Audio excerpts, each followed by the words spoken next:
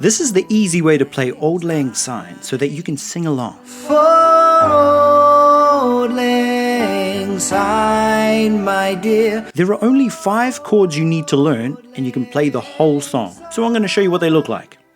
First, play this G chord. Then the next one to play is a D major chord. Then we've got a C major chord, a B major chord, and lastly, an E minor chord.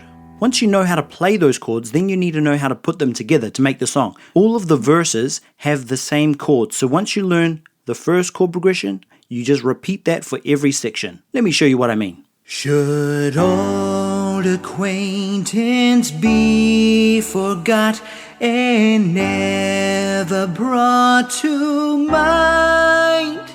Should old acquaintance be forgot and the days of Auld Lang Syne? For Auld Lang Syne, my dear, for Auld Lang Syne, we'll drink a cup of kindness yet for the sake of Auld Lang Syne.